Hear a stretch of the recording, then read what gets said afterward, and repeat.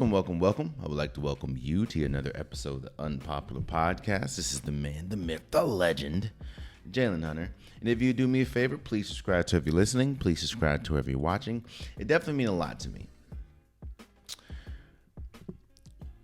When things happen out of the norm, when freak incidents happen, a lot of people want to compound those incidents with their own hesitations, with their own rationale. What do I mean by that? I feel like what they're probably thinking, Jay, what do you mean? So, Oklahoma City Thunder rookie Chet Holmgren, he was the number 2 overall pick in this year's draft. He suffered a Liz Frank injury in his right foot, causing him to miss this entire season. He sustained that injury while playing in a Pro-Am game with other stars like LeBron James, Jason Tatum was there, Isaiah Thomas. A lot of people were there. And he just so happened to get injured while guarding LeBron James at that Pro-Am. Now, if you want to, you can hear it. You know, there's already people that question why these NBA stars do the Pro-Ams, why these NBA stars go to home gyms and play, for lack of a better term, meaningless basketball to them.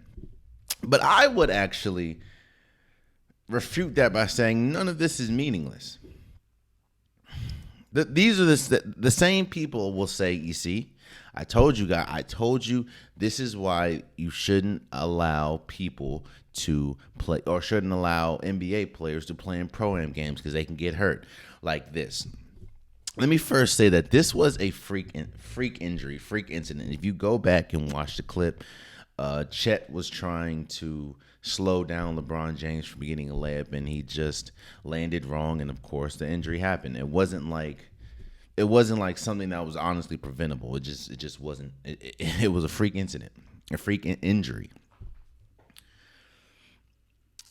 But you know that this type of situation, which of course actually is very far and few between, is going to fuel the people that say NBA stars shouldn't play in Pro-Ams. Now let me address it's meaningless basketball. And shouts out to DeJounte Murray, who was actually there as well. Pro-Ams, you know, I talked about the summer league and how I think a lot of second and third year players should play in the summer league because it's more basketball. It gets you to work. You're able to work on your skills. Well, Pro-Ams do the same thing to a certain extent, but it's also for the fans mostly. There's a lot of fans that can't really afford to go to games. There's a lot of kids that can't afford to go to games, and a lot of these Pro-Ams that they go to are free or very low charge, maybe $5, maybe $10. So when you saw LeBron James go to the Drew League, DeMar DeRozan plays in the Drew League all the time.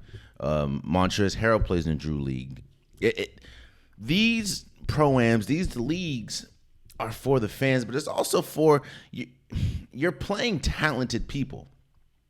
Again, DeJounte Murray was there. Jason Tatum, Paolo Banchero was there. LeBron was there.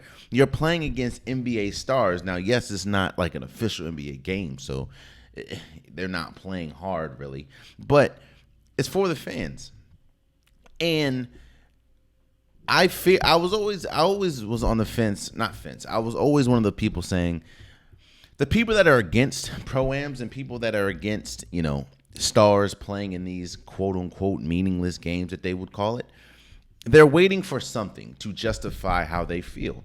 And now that Chet is out for the season due to an injury that was sustained outside of the outside of the Oklahoma City Thunder organization, now there's people going to say, you know, in the next CBA, they're going to talk about this, I believe. And I don't want to say that this is the end of Pro-Ams because I don't think it is. I mean, Jamal Crawford has a good one. Like I said, the Drew League is a Pro-Am. But I do think that you're going to see a lot less stars and a lot less NBA players to play just because of situations like this. I don't think it's right because, again, it was a freak injury. I don't think it's right, and it does, and you don't really get injured that much. I mean, hell, and that's another thing. You talk about these Pro-Ams and stuff, right? And people have problem with the Pro-Ams, but nobody has problems with Giannis or Nikola Jokic playing in Serbia, playing in Greece, playing overseas. But they'll have a problem if they would play in the Drew League. I get the level of actually the level of competition is different. So you should be more concerned about Giannis hurting himself playing for Greece than playing in the crossover league. I don't want this to be a case. I don't want this to be the incident that causes a shift in Pro-Ams and causes a shift in NBA stars refraining from playing in games like this because it's important. It's important for basketball. You remember when, the lockout happened and KD and everyone was going to gym after gym after gym. KD dropped 66 at Rucker Park. It's good for basketball, and it's good for, again, the people that can't really afford to go to, the kid that can't afford to go to games. I just don't want this to be the linchpin for now NBA stars saying, you see what happened to Chet, I'm not going. It would be a disservice, not only to basketball, but disservice to them well, it really doesn't matter to them. A disservice to basketball, and a disservice to a lot of people that can't afford to go. Now let's talk about Chet for a second. Chet is another top draft pick that is going to miss the entire season due to injury. I mean, we saw that with Joel Embiid. We saw that with Blake Griffin. We saw that with Ben Simmons. It's unfortunate. But I'm the type of person that tries to see the positive in everything. I try to. I'm not saying I'm the best at it. One of the biggest knocks on Chet was his size. He's 7 foot. He's like 194. He is a very skinny individual. And it's almost coincidental that your first injury or your injury that caused you to, have you sidelined for the entire season was guarding a person like LeBron James, who, of course, as we know, takes great care of his body, is a tank even at the age of 37, 38 years old. And while I don't blame LeBron at all, it was a freak incident. I think that it gives you another year. It gives you a year to rehab. It gives you a year to work out. It gives you a year because now even though this was a Pro-Am and it really wasn't the NBA at all, the physicality is going to be different. The physicality in the NBA is drastically different from the physicality in college basketball. So I think that you're able to sit, you're able to watch the game from afar, you're able to work out, you're able to get your body right, you're able to build on muscle. So now when you come back, you're stronger. You were able to see the game differently because you were looking at it from a bird's eye view, to say the least. I think that this could be very beneficial for him. Now, I don't wish injury upon anybody. And, of course, I would love to see Chet out there instead of, rehabbing injuries. But, again, this could be a positive. Again, look at Joel Embiid. Look at Joel Embiid's body from year 1 to year 2 and how, he was able to learn how to play the game, and he was able to watch the game from afar and get his body right. Or Blake Griffin or Ben Simmons, like they were able to transform their bodies so that second year it was off and away. I mean, hell, Joel Embiid, I believe, if I'm not mistaken, I know Ben Simmons for sure won Rookie of the Year, and I think Blake Griffin won Rookie of the Year as well. So I think that this could be a positive or try to, be a positive for Chet. So you have time to work on your body. Of course, your rehabbing and training is two completely different things, but you're able to sculpt yourself. And it's definitely hard doing that in season, because it's like, in season while playing, because there's difference between having basketball shape or playing into basketball shape. It's different, bro. You don't play basketball to get into basketball shape. You get into basketball shape to play basketball. And I'm not saying he's not in shape, but when we talk about the size, that was the biggest concern. He's a skinny person, so now you have time to, go work out and train and really bulk up. So now you can guard people like because he's 7 feet. I don't know what you think, but Chet's not about to be guarding guards. Chet's not about to be guarding, Steph, Dame, Kyrie. He's not about to be guarding Bradley Beal or James Harden. He's going to be guarding small forwards to small forwards to power forwards. So he's going to be guarding people like LeBron James, Kevin Durant, Giannis Antetokounmpo, Jason Tatum, Kawhi Leonard, Paul George. Those are, for lack of a better term, stronger individuals outside of maybe KD. But KD, we remember what he looks like from year one to year or now. He's not he's not LeBron, but he did bulk up a little bit. So this to me could be a positive. I wish, I wish him the best of luck with the Liz Frank injury. I will say that it is a little concerning, because we know big men, especially someone that's that tall, 7 feet, usually have foot problems. And I don't want to wish this upon him, but I go back to Greg Oden and how his career was drastically changed due to lower extremity injuries. Now, medicine is different. Everyone's different. Bodies are different. Hell, the way that KD came back from a Achilles rupture is different from how, players back in the day, because things are just different. So I wish nothing but the best for Chet, and I hope that this doesn't linger on because of his height. Hell, if you look at a lot of big men, Yao Ming, again, Greg Oden, they usually deal with a lot of lower extremity injuries, because you're that, a body frame 7 feet or higher over here moving as much as they're moving is not really supposed to do that. So I wish nothing but the best for Chet. I hope that he comes back stronger than ever, and we'll just, hopefully he's able to rehab, and hopefully he's able to train and get a little bigger. So when he does come to the league next year, or does come as far as being able to play a season next year, he could be in the running for Rookie of the Year. So get well soon, Chet. Moving forward.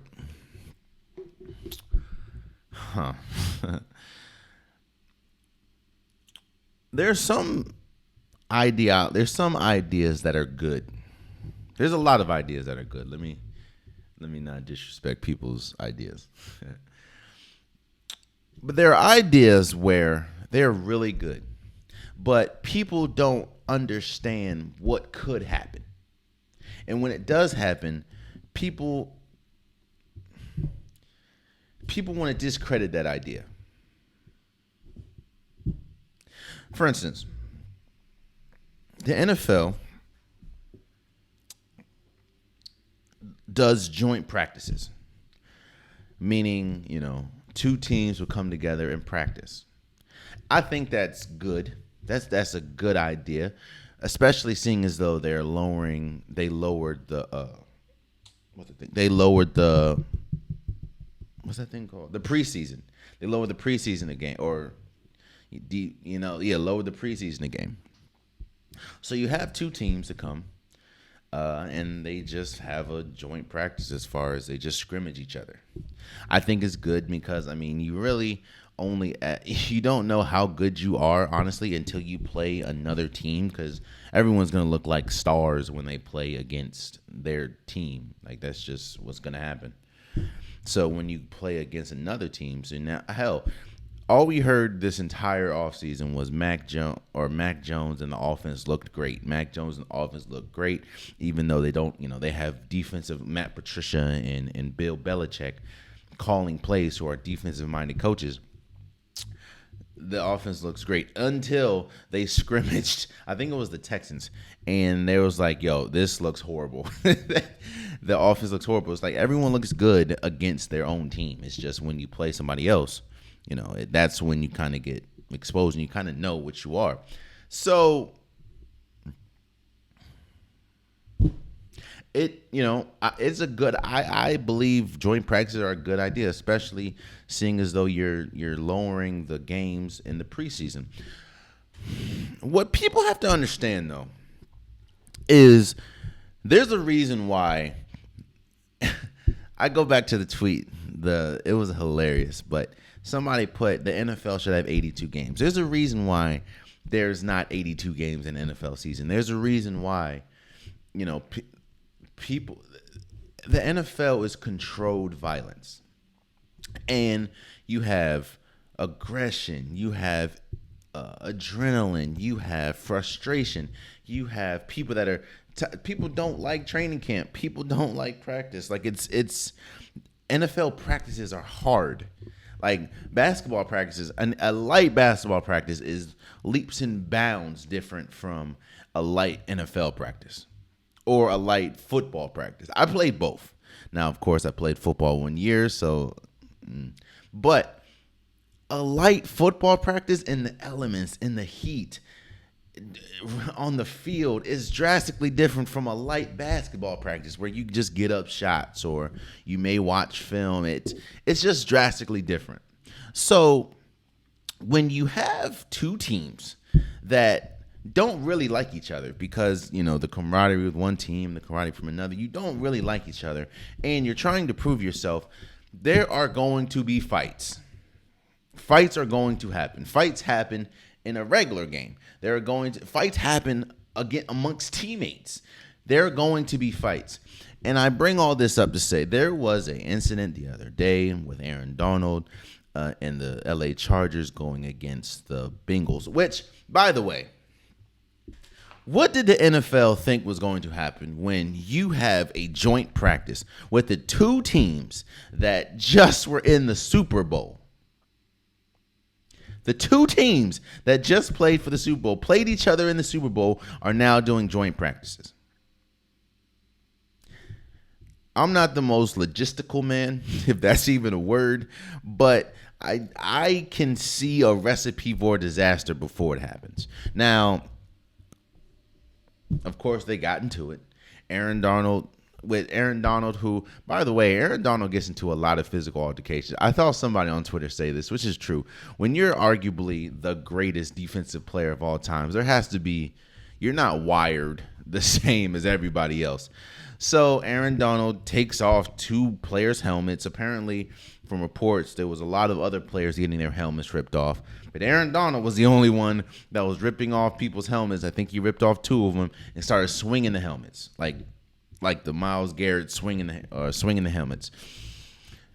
Now, I'm not here justifying what Aaron Donald did. I don't think that you should ever use a helmet as a weapon because that's technically what you're doing. Especially, it doesn't look like he was hitting people that didn't have the helmet on. It looks like he was hitting people that had helmets on with the helmet. But you don't want to. I'm not condoning what Aaron Donald did. I don't think it was right that he used the helmets as a weapon, to say the least. But what do you expect is going to happen? You have teams that don't like each other, that already have beef because of the Super Bowl, that already are tired and ready for the season to start. The fights are going to happen. You hear people say suspend Aaron Donald. You hear people say, this is unacceptable. He committed assault. Look here, bro. There's fights all the time. there's, as you heard, a lot of NFL players, former NFL players, come out and say there's fights all the time in training camp. There's fights in college. There was physical altercations on my basketball team, so I can imagine what happens. And that doesn't mean that we hate each other.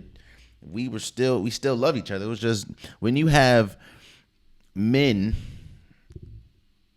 that see each other all the time, that surround each other all the time, as it gets, you're bumping bodies and again, aggression, adrenaline, confident. It's just something's gonna happen, and you incorporate the team that you don't like already, and then joint practices. No. Now I will say that again, I do think joint practices are important. I think that they're great for the sport of football. I just think you have to understand fights are going to happen. And I'm sure there's a lot of fights that have happened. They're just not caught on camera. So for people to saying, Aaron Donald should be suspended, he may get suspended a game or two. I don't know. He may get fined. I know that with these joint practices, the league allows the teams to hand out the discipline. So we'll see what the Rams do, but chill out on this Aaron Donald thing. Again, I do not condone, ripping people's helmet off and swinging them as weapons, but fights happen all the time. Aaron Donald's still going to be Aaron Donald.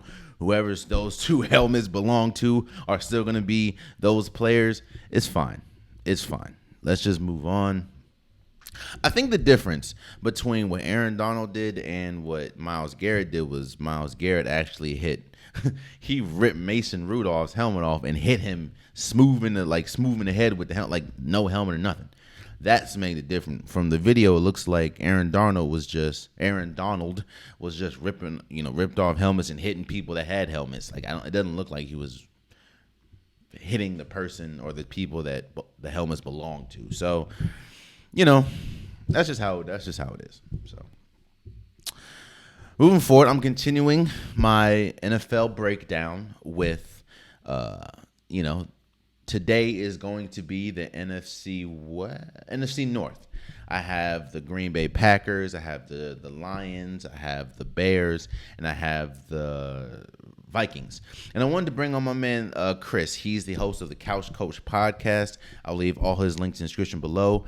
He's been doing this podcast thing for a good minute, and I wanted to bring him on to talk about some of the developments that's happening in the NFC North. This is a very interesting division, and I think that this division is more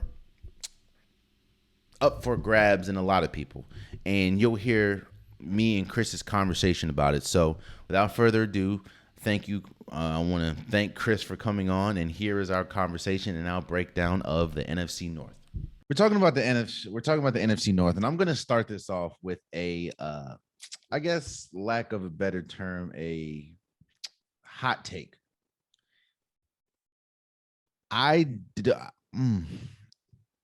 think there's a possibility that the Detroit Lions can be the second best team in this division. I think, to me, the worst division by far is the Chicago Bears. They don't know what they're doing. You have the things that plague them the entire year and plagued them for a while is just they're still doing it. You have a second year starting quarterback, and then you get another defensive coach. Doesn't make sense. You have Roquan Smith. It's just a lot. And I still don't know about the Vikings. I just don't.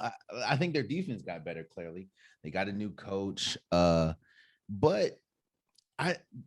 this roster that the Detroit Lions have is a good roster. That's one thing that I haven't been able to say in my lifetime, honestly. They've had good players, but I think they have a good roster. Do you think it is far-fetched for me to think that the Detroit Lions could be the second best team in this division? No. And I'm telling you, it's this Detroit Lions team. I mean, obviously, just with the head coach and what he's doing, I think what's really going to be key for them, and I talked about this on my show the other day, the health of that offensive line. Now you got, obviously you got guys like Taylor Decker's back, so he'll be running that left side. You got Penei Sewell on that right side, and also Frank Ragnow. he'll be back from the injury. So I think that's definitely going to help a guy like a DeAndre Swift do his thing. Where I think this is like by far probably the Lions' best defense. Probably, I mean, offensive line, probably, not to exercise in hyperbole, which I occasionally do, but this might be a Barry Sanders offensive line type of situation in Detroit, where you look at those times like the Lomas Brown and all those guys back in like the late 80s, early 90s type of the offensive line. So they are, and I definitely think they got what it takes defensively wise to bring it in there. Now Jeff Okuda's back and he's healthy. Yeah. This Detroit Lions team, that's not far fetched. I definitely think they could, if they'll be right in contention for that second spot for sure. I think. Well, it's always been known, but the storyline, in my opinion, going into the season, not just for the NFC North, but for the entire division or for the entire league, it is a quarterback league. And I think there's been so many teams that's gotten better. There's so many teams that could prove them or need to prove themselves. And I think this Detroit Lions team, I'll say it like this. If they had a quarterback like Russell Wilson, if they had a quarterback like Aaron Rodgers, if they had one of the top tier quarterbacks, we could be saying that this is a Super Bowl caliber team, Super Bowl caliber roster. We know they play hard for Dan Campbell, and if you've been watching Hard Knocks, his one-liners and two-liners, but I've never experienced this. I'm still hesitant in saying that they'll make the playoffs, but that's honestly only because it's the Detroit Lions. But again, this team, in my opinion, is a good team. Like you said, you talked about Jeff Okuda, you talked about the upgrade of the offensive line with Penei Sewell, and it's really on Jared Goff. I think last time we saw Jared Goff outside of a Detroit Lions jersey, of course, he led the year before after, but he was the quarterback of the Rams to go to the Super Bowl. Of course, they ultimately didn't win, but do you think that Jared Goff has what it takes, not to say take him to the Super Bowl or take him to the playoffs, but at least bring out the best in this roster? Yeah, I think he can. And I think this is another one where, like, and for his, and it's crazy because I think why people give him such a bad kind of connotation because he was a number one overall pick. So a lot of people, if he was like a mid-round pick or maybe even outside the top 10, I think people will look at him a lot different. I definitely think he does, because he definitely provides more of the leadership qualities of this team, I think, and also that veteran experience.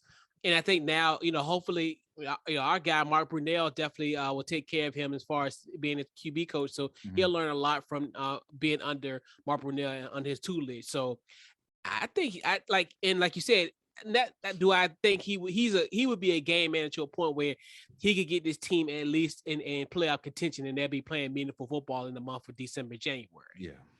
Let's go and talk about a team that I, for the life of me, can't wrap my head around, and that's the Chicago Bears. I just don't. The thing that I don't understand the most is the things that have not worked for you. They continue to drive home. They continue to get wrong. It's like it didn't work with Matt Nagy. Then you get Eberflus, who is a defensive coach. And you have the offense was anemic last year, and then you lose Allen Robinson. It just doesn't. And then you don't address the offensive line that much in the draft. You don't address the wide receiver position that much in the draft. And now the whole Raekwon Smith thing. What, in your opinion, is going on with Chicago?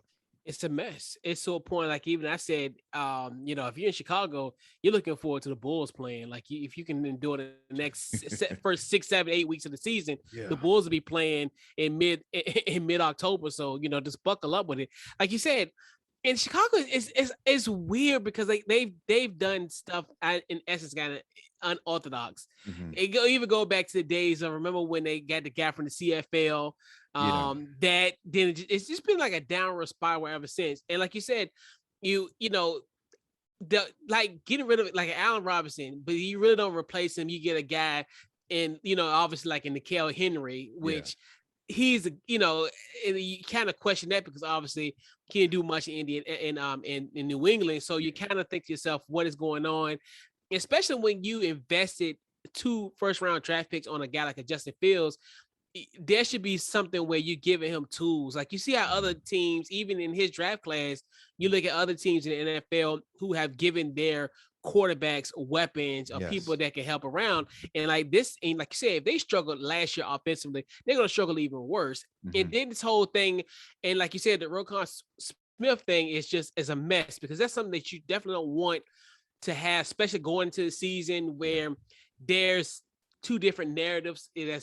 Where really 3 is really whatever's, there's one on one camp versus, so that's and he's getting ready to start a trend now where they don't, and then not knowing, I didn't even know he didn't have an agent. So then now, right. And then now they're saying they don't even want him to even, like, if you request a trade, like who is going to be his buffer as far as, because that might leak into what they would consider tampering, because who represents him, and it's like he really can't call general managers and say, hey, can you trade for me? So it's a mess. It's a mess where it's like it's gonna be hard for him to even get traded. So it's just like he's gonna probably sit there and be unhappy, and he's like one of your top guys on defense, and you have a defensive minded head coach. It's a mess. It's like the Bulls to be there soon. So just wait for the Bulls. What I think it's 2 outdated rules of thought that they're going.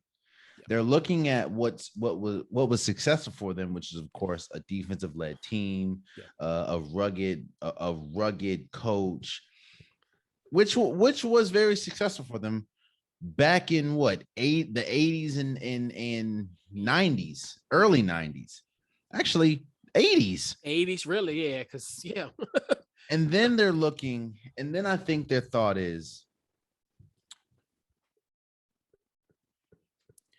we draft you this high, you should be able to work with whoever we put. Talking about Justin Fields, talking about you should work with whoever we put because we draft you so high. But the league doesn't work that way. What the Chicago Bears, they're forming a reputation. You trade away Khalil Mack. You should have punted on Matt Nagy a while ago, but you held him on too long. Now you're trotting out Justin Fields. You're not giving him protection. You're not really giving him, David Montgomery's okay, but in any other system, he really wouldn't be a one running back.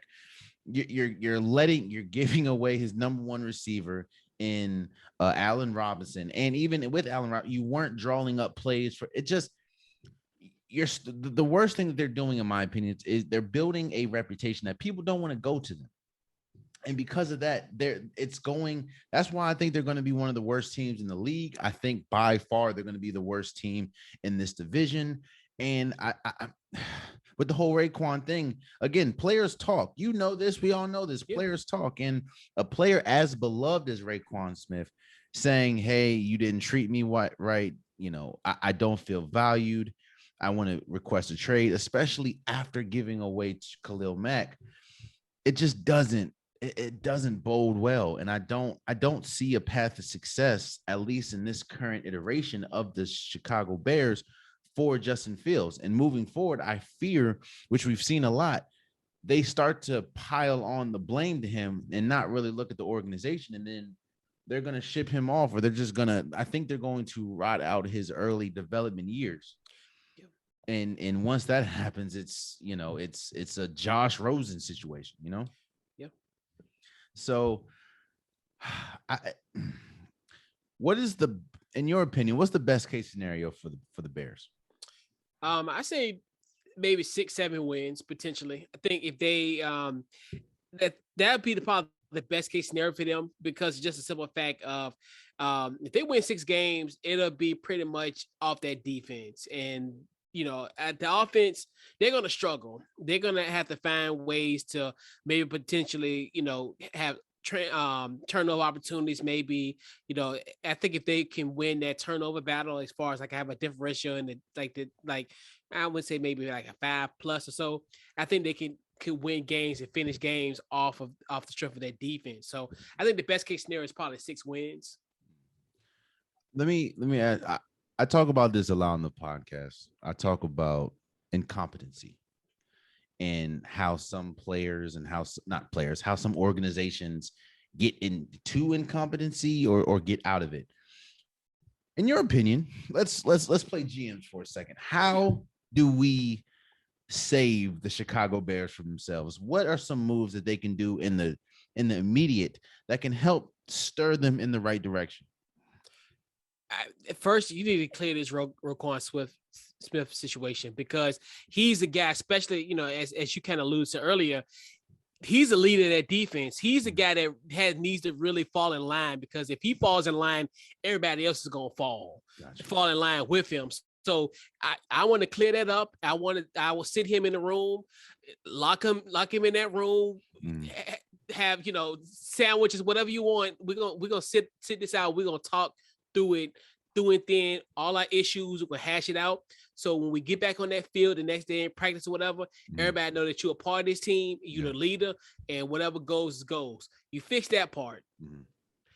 And I think when you look at it's for this year, it's gonna be a little bit different. And hopefully Justin Fields can kind of gain some continuity in that offense, like as far as because I'm not sure who's their quarterback coach or the OC, but they need to guide him along slowly. Like, because I like the Matt Nagy situation, and shout out to guy Jacob Krisner, who came on my show, and we both was agreeing, like, he shouldn't have been on that field last year. Like, he had no business to be on that field, and I totally agree with that notion, because he just wasn't ready, and that offense wasn't ready for him anyway. So it's almost like when he loses somewhat of that grace that he so richly deserves. So it's like, now, if he has a mirror copy of this season, the B word is gonna come out. They're gonna say with him is a bust, and I think that's totally unfair, especially in this regime. So I think it's just one of the things where you just have to make sure that he's comfortable. Not say dumb down the defense, but kind of make it, to his strengths. Like, find ways that can make him creative. And like you said, David Montgomery, work with what you got with that. And then also I think Cole Kmet, I definitely think he's a guy that he needs to be like his real safety blanket. Like him, they need to kind of literally be locking stuff with each other. Like, they need to be damn near like, pitch and catch, after practice, and actually develop a rapport. Because I think that's another thing where I think he can be successful, at least, in this offense, if he can, especially I think a guy who can literally, I think could salvage some of his offensive woes. I think he could be a guy that could help. I agree wholeheartedly. The first thing you have to do is you have to, and this is all pretty much piggybacking on what you said, you have to build a reputation that you treat your own well. Raekwon Smith, he said nothing but positives about the Chicago Bears as outside of the whole contract negotiation and everything. Like, he wants to be there, he loves it, and he's one of the best linebackers in the league. And we know what happened with Khalil. It's like, you can't let that happen again. And I agree wholeheartedly about Justin Fields and having that number, having Cole Kmet. I think, not saying he's as good, and of course Justin Fields isn't as good, but he needs to play that Lamar Jackson, Mark Andrews role. He needs to be that safety blanket. Like you said, he needs a surety. Right now, he has a lot of unsureties around him, or insureties, whatever the word is. I think that in Cole Kmet, he can be one of the better young tight ends in the league. You see how TJ Hosmanzada or TJ Hookinson is with Jared Goff. It just, you need that. You just gave away his number one receiver. At least draw up more plays for Cole Kmet, draw up more run plays. Like you said, dumb down the defense, dumb down the offense a little bit. Because I agree with you as well. I don't think he should have been on the field last year. He clearly did. He didn't even really look ready in the preseason. So I agree with you, man. I couldn't agree more about this whole Chicago situation. Let's go to a team. I think the Minnesota Vikings are in one of the worst places that you can be in the NFL. And to me, that's in the middle. You're not good enough to really make any noise, in my opinion, in the playoffs or late in the year. And you're not bad enough to really make you're not bad enough to get a good pick. And Kirk Cousins is Kirk Cousins. I mean, we're both Washington fans. We've seen him several times at this point. Like, Kirk Cousins, he's good, but let me say, he's okay. But and okay is only going to get you so far in the league. You got a new coach. O'Connell. Kevin O'Connell. Yeah, Kevin O'Connell. Yeah. Kevin O'Connell. What are the Vikings, in your opinion? You know what? If I'm gonna put all my chips at a table, I really like this Minnesota Vikings team, and now I look at it, and I am an unapologetic Kirk Cousins fan. So regardless of but and I think now in a situation where it's a 1 year deal with Kirk at this point. And I think now he has a coach that likes him. And I think that's going to be a huge difference, obviously, with Kevin O'Connell. And obviously Kevin O'Connell, because really when you really think about it, when, Kirk had that big year that pretty much prompted him to have this $84 million guaranteed contract that he got in 2018, it was on the heels of Kevin O'Connell being his quarterback's coach in Washington. Yes. So I think that's going to definitely help. And I think coupled with a guy like Wes Phillips running that offense, I think they're going to be a really interesting team offensively, because obviously you got the two-headed monster Dalvin Cook and then Madison at that, and then you also got Justin Jefferson there, then Adam Thielen, and then you got Irv Smith Jr. there. So the cupboard isn't bare offensively, and I think that's going to be a good thing too, because I think everybody loved Mike Zimmer, but Mike Zimmer didn't love Kirk Cousins. Yeah. So that's going to be the biggest thing. And I think their defense is going to definitely be solid. I think the sneaky acquisition they got was Darius Smith from Green Bay. So I think that's going to be interesting. Then also you look at other obviously getting Jordan Hicks, another good acquisition as well. And then just that secondary is still solid. Obviously, you look at a guy, obviously Patrick Peterson is still there, Harrison Smith is still there. So when you say Detroit's gonna be second, I'm a temper that. I think Minnesota's gonna vault to that second spot. And I think it's gonna be kind of a logjam at that too. But I like that Minnesota Vikings team. I'm loving it. One thing I'll say, I did come in hot with Minnesota, but that's what we're used to. We're used to just a middle of the pack team, or you reach high heights, you go into the Superdome, you beat Drew Brees in them, and then you lay an egg the next game. You know what I'm saying? I do agree with you in the sense of this team is better. This team is better than it's been. The acquisition you talk about is in Darius Smith. You have one of the best wide receivers in the league in Justin Jefferson. And then Adam Thielen, who's been a 1 for the longest, now is a 2. So we'll see how he operates with it. And it kind of goes back to the Jared Goff and the Lions thing. It's really up to Kirk Cousins. And I think that what they're hoping is what Indianapolis hoped when they got Carson Wentz and when they paired him and Frank Reich. They're hoping that you get the best out of Kirk Cousins, which, as Washington fans, we've seen the best of Kirk Cousins, we believe. And it was a good showing. I'm not going to lie to you. I'll say this. If we get the best Kirk Cousins that we possibly can, and I guess this could be a hot take as well. If we get the best Kirk Cousins that we possibly can and everything clicks the way it's supposed to, I can see this team easily being the number 1 team in the NFC North. That's even with, Aaron Rodgers, which we'll talk about in a second, Aaron Rodgers and the Green Bay Packers. This team on paper is a better team than Green Bay. It's just, are they, in my opinion, are they going to be able? Hell, I think the Detroit Lions on paper is a better team than Green Bay. It's just, are they going to be able to put it together? Are they going to be able to string? Because I think last year, I think the Vikings lost like 6 games when it was three or within 3 points. Yep. So of course I expect you to win some of those games, and it could very easily be the best team in the NFC North. Do you think that? So we know Kevin O'Connell from, of course, Washington. Do you think that it was a home run getting him as a head coach? Yeah. Yeah, I think it definitely in this case, and then I think even I think because I think they're probably going to move off of potential Kirk Cousins, and I think he's going to be great for a guy like a Kellen Mond, who another one where Mike Zimmer he was in Mike Zimmer's doghouse as well towards the end of the year, which it was probably one of the funniest sound bites of 2022. But I think he'll definitely usher in a guy like a Kellen Mond down the road.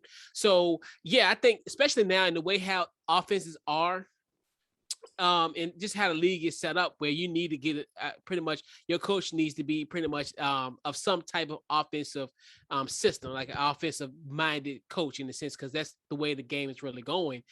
Yeah, I think he's a solid hire. He could be a guy that, he could be there next. I call it Kevin Stefanski, a guy who I can see being in an organization for 10 to 15 years, how Kevin Stefanski was in Minnesota. So I definitely think he could be a long-standing member of this organization. So yeah, I loved it. I was, yeah. So best case scenario, I think we both are saying that this team is good enough to be one of the best teams in NFC North. Do you think that this team is good enough to make some noise in the playoffs, especially seeing how the NFC has kind of changed in a lot of ways?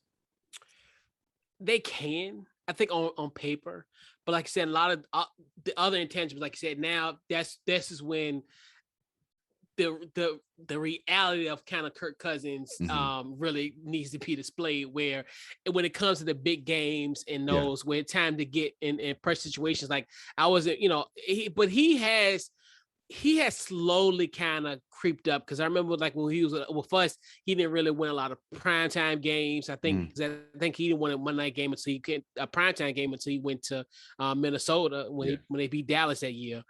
Then he could never win a playoff game. He went, like you said, like you mentioned earlier, he went to New Orleans and won, and then obviously the next week they laid an egg. So, and the way the NFC is set up this year, they got a shot. I can see them potentially being in the divisional round. I can see them potentially being a obviously winning a wild card. I'm not necessarily they're going to host a game, but they could potentially sneak one on the road. But that's where Kirk Cousins has been the unproven part of it. Like you said, if it's, I would probably more, as far as even, Jared, I don't know. I don't think he's gonna.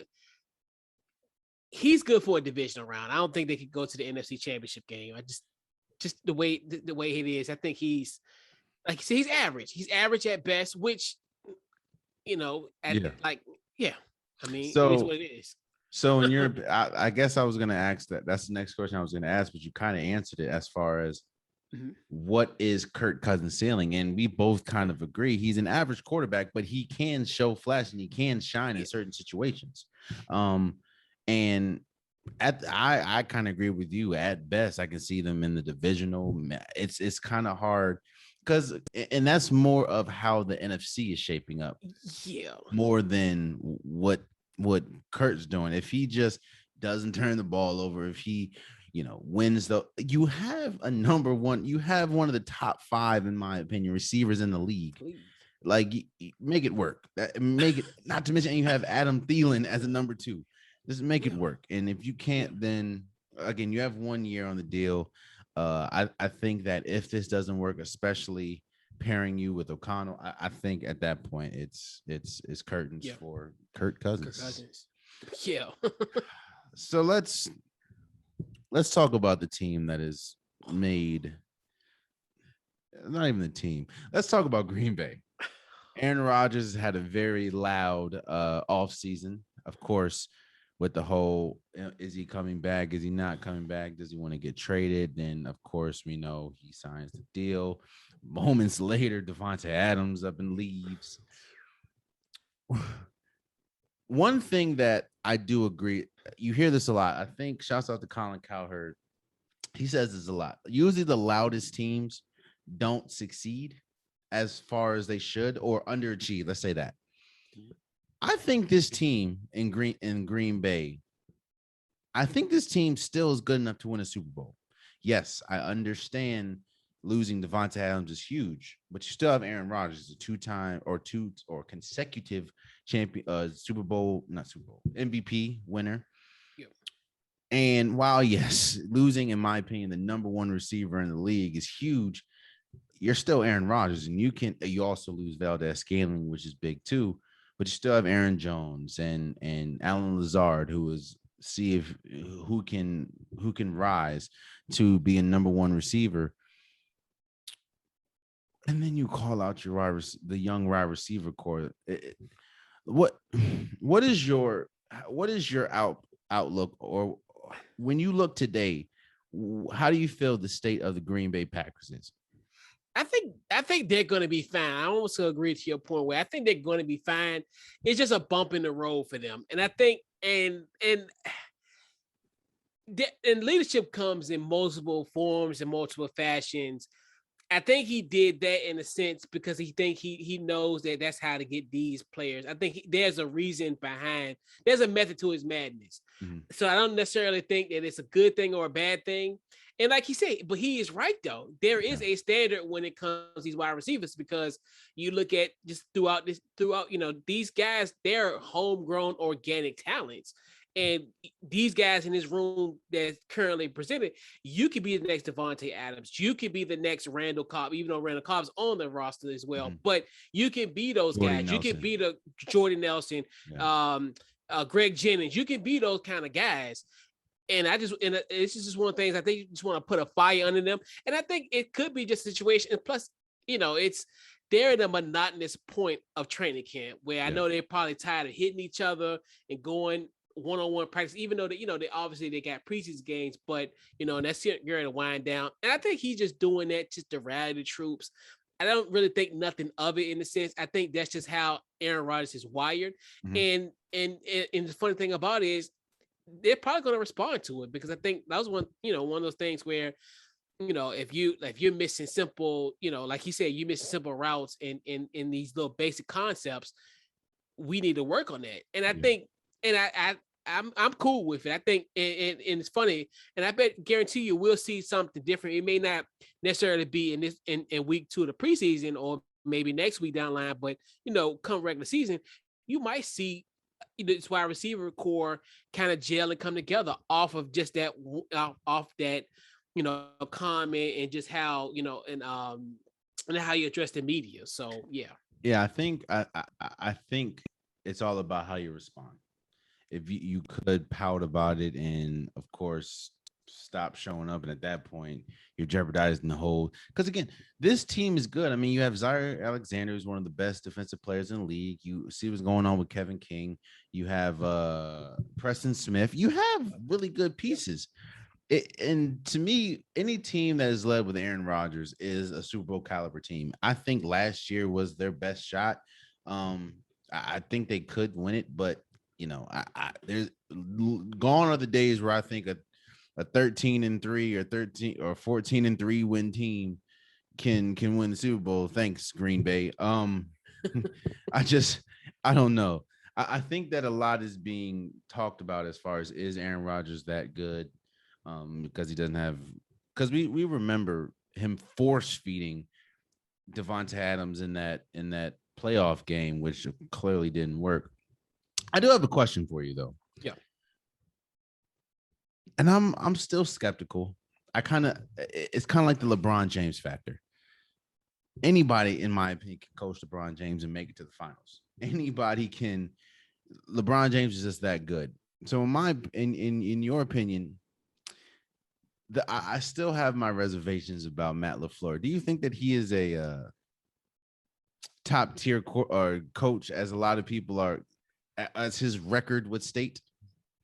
The verdict is still out. I don't necessarily think so, because a lot of people, and it's funny because a lot of people really attribute, because really when he was offensive coordinator in Tennessee, they were kind of pretty much one of the eighth worst team Yeah. offensively.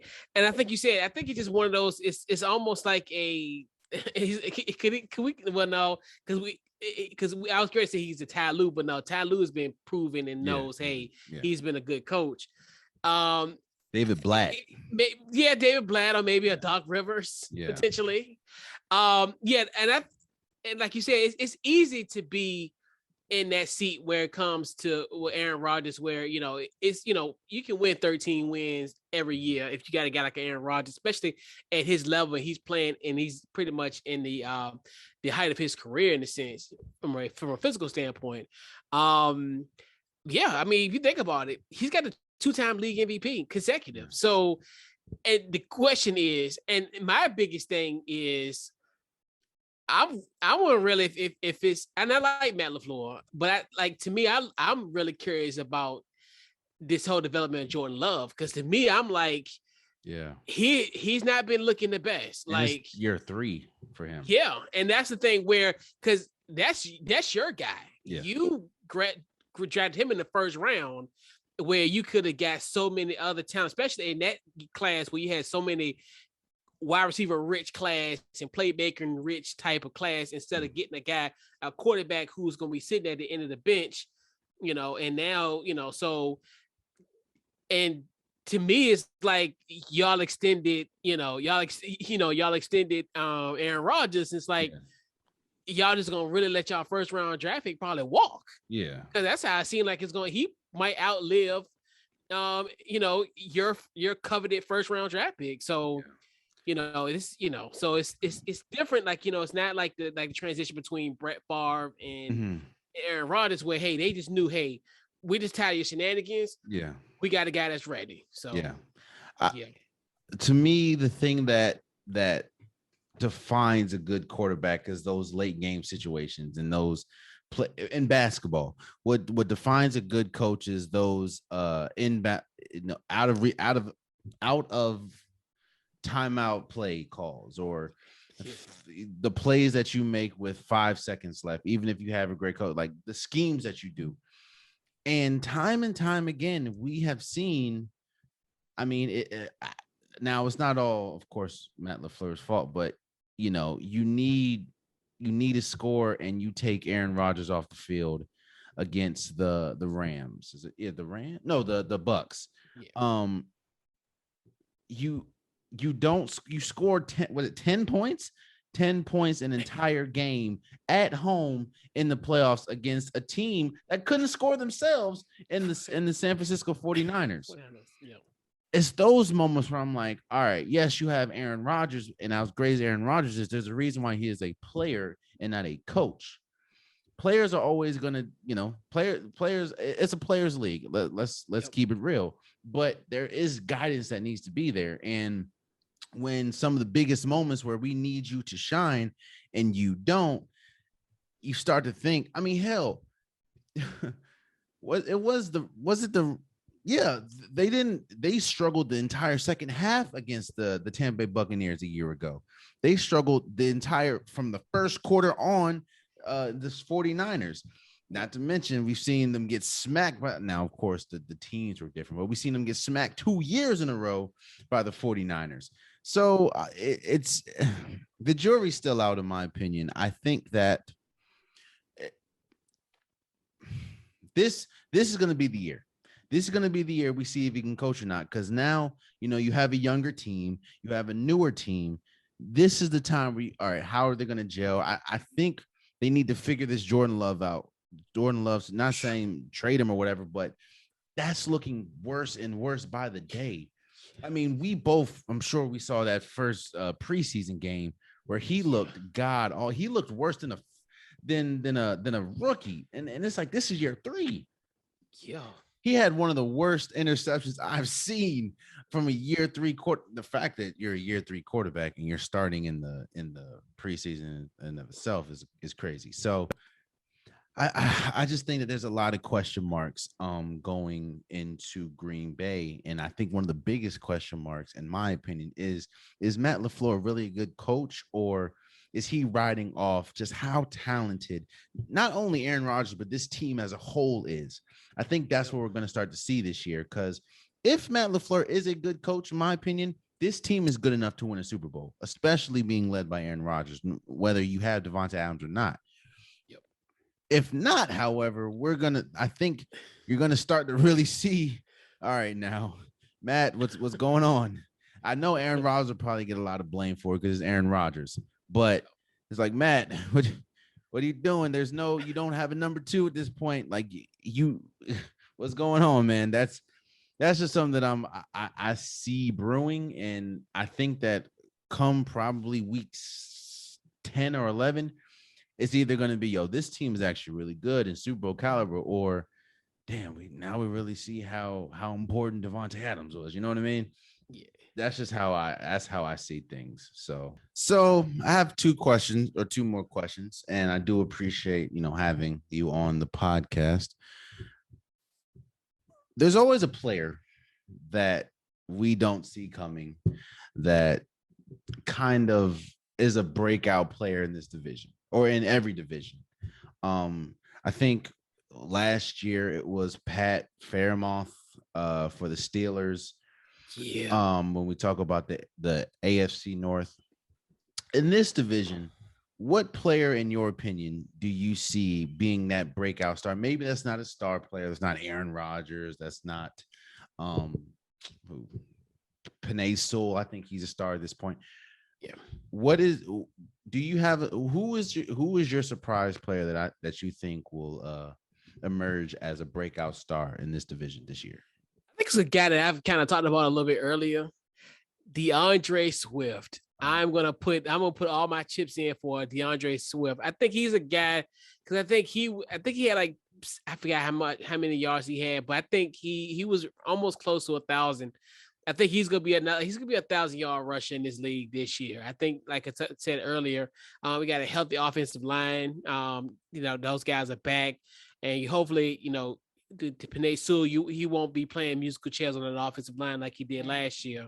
So, hopefully you get that continuity in the offensive line. And I definitely think there's going to be a lot of penetration on that line that can create some opportunities and to create some holes for DeAndre Swift. But he's a guy, especially if I think you think as far as Detroit being a somewhat of a team that could, that could shake up this division. Mm-hmm. It's going to be one of those. It's going to be predicated on the play of a guy like a DeAndre Swift as well. I think he'll be a major key if this team is successful. Yeah, I agree. I agree at that point, saying the offensive line is kind of shored up. This is second year for Penei Sewell, who I think was one of the best offensive linemen in all the league last year when healthy. Yeah. I think that's a great pick. For me, I'm going to go with a player that he kind of needs to have a breakout performance for his team to be, I'm not going to say good, but he needs that. And to me, that's Allen Lazard. I think that there's clearly a lot of targets out there, seeing as though Devonta Adams is not there. And it kind of feels like Aaron Rodgers, outside of Randall Cobb, who we all think is kind of past his, we know he's past his prime. I think Allen Lazard needs to be that player that, not saying he's going to be as good as Devonta Adams. Nobody thinks that, but he needs to emerge as that number 1 receiver. Because if not, I mean, Robert Tonyan, he's good, but of course he's coming off ACL tear. So I think Allen Lazard, he's going to need, I mean, you lose Valdez-Scantling and Devonta Adams. So it's just like there's a lot of, and you bring on Sammy Watkins, which he ain't worked since Clemson, in my opinion. So it's just like that's not doing nothing for you at this point. I think Allen Lazard is going to be that player that Aaron Rodgers starts to develop trust with more and receives a lot of those Devonta Adams targets. So you have DeAndre Swift. I have Allen Lazard. And the last question, in your opinion, we talked about, the Bears. We talked about the Lions. We talked about the Green Bay. We talked about the NFC North. Who do you have winning the division? Green Bay. And it's funny because they're not going to be a 13-14 and 13-3 in previous 2 seasons. They're not going to be that 13-win team anymore. I think they're going to take a step back, and I call it a half a step back. They'll be 11-6, and I think they'll win this division. Okay. I agree because I trust Aaron Rodgers over Kirk Cousins. I trust Aaron Rodgers over Jared Goff, and I definitely trust Aaron Rodgers over what's happening in Chicago. I will say that, in my opinion, this year there's more competition than it's usually been. As far as that maybe top seed, there's some question marks with Green Bay, and on paper, of course, the game's not played on paper, but on paper, you can argue that Minnesota has a better team. Hell, Detroit has a better team, but I trust Aaron Rodgers. Aaron Rodgers, a lot of people say, is one of the greatest skill quarterbacks of all time, or one of the greatest throwers of the ball of all time, which I can, he's done things that we've never seen. I mean, I don't know how many Hail Marys he succeeded. So I'm going to go with Green Bay. I agree, just because I trust Aaron Rodgers that much. And I think he's able to bring the best. I'm not saying Devonta Adams was made by Aaron Rodgers in any slight, but I think that there is something we're going to see a different Devonta Adams playing with Derek Carr, even though there is a relationship from college. I think it's different, going from an Aaron Rodgers to a Derek Carr. And I think the greatness of Aaron Rodgers did elevate the greatness of Devonta Adams a little bit. So, and I think that's going to be able to happen with Allen Lazard, with a Dobbs, you know what I'm saying? So I have Green Bay as well. Again, I want to thank Chris for coming on. I'll leave all his links in the description below. Go check out the Couch Coach podcast. It's a great podcast, especially if you love football. He has on a lot of guests, and it's a great podcast. So go check that out. And again, I appreciate you, Chris, for coming on. And that has been today's episode of the Unpopular Podcast. I appreciate you guys. If you want an Unpopular Podcast shirt, hoodie, sweater, long sleeve joggers, the link is in the description below. I have multiple different colors, multiple different designs. Whatever you like, I got you. Whatever color you like, I got you. Go get your Unpopular Podcast merch today. Also, please subscribe to whoever you're listening. Please subscribe to whoever you're watching. It definitely means a lot to me. And until next time, much love.